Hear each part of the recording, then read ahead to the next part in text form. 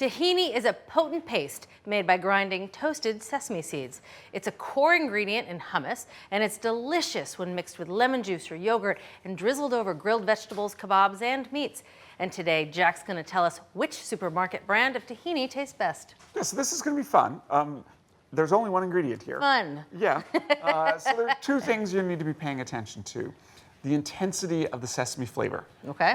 Two variables. One is how much it's been roasted, and there is such a thing as too much roasting because it can get a little bitter. The second thing is we found that some of the brands are using the hulls and not removing them. And those hulls have some bitter compounds called oxalates. Same thing that's in spinach. Okay. And again, it makes it a little bitter. Not a horrible flaw, but a slight flaw. All right. The other thing is consistency, which is actually probably more important. Some of them we could stir and stir and stir, and we still had trouble getting the oil back incorporated, and so they were a little stodgy, lumpy, grainy. Others were creamy right from the jar. That's a good thing in the hummus because it makes a really silky, buttery, velvety, luscious texture in your hummus. Never eaten it straight before. Yeah, well, it's honestly it's the same thing as natural peanut butter, except instead of made from peanuts, it's made from sesame seeds that have been roasted. It's pretty strong. I'm not necessarily suggesting we put this on sandwich bread with some jelly. Not yet. I'm with you. I think it's actually better drizzled over, some kebabs with some lemon juice mixed with it. Now you're talking. Yeah, then it's a really great pantry item because you can make a sauce really quickly from tahini. Well, this one right off the bat is much thicker than the other two, and it looks grainy compared to the other ones, which are very smooth. Anything that was grainy right out of the package ended up making a slightly grainy hummus.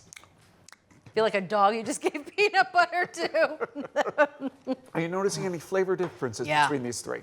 Oh yeah, this one has a very off-putting flavor. You mentioned spinach earlier, and this one has some spinachy notes to it. Also, the texture really did taste a bit grainy. So this one was my least favorite. Okay.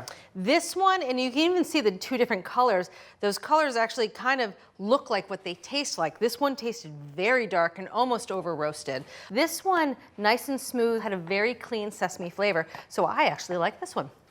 You must like it, even though you've decided you're going back and having more. Yeah, it's actually delicious. Yeah, let's start with what you liked and see if your preferences lined up with the tasting panel. All right. You chose the winner. This is the Ziyad. It has just this amazingly creamy texture. You give it 2 stirs, oil's incorporated, ready to go. It's a good sesame flavor without any of those bitter oxalates or the spinach notes, as you refer to them. All right, next was this one. Yeah, so this is the Joyva, middle of the pack. It's fine. It just seemed a little over-roasted to us. And last, and definitely least in my opinion, And this guy. was at the bottom of the rankings, Woodstock, and this was really a textural problem. It was really kind of gritty, and it did not get better once we started cooking with it. So there really are big differences in flavor between store-bought tahini and the favorite Ziyad tahini sesame paste that costs $7.59. Thanks for watching America's Test Kitchen. What'd you think? Well, leave a comment and let us know which recipes you're excited to make, or you can just say hello. You can find links to today's recipes and reviews in the video description. And don't forget to subscribe to our channel.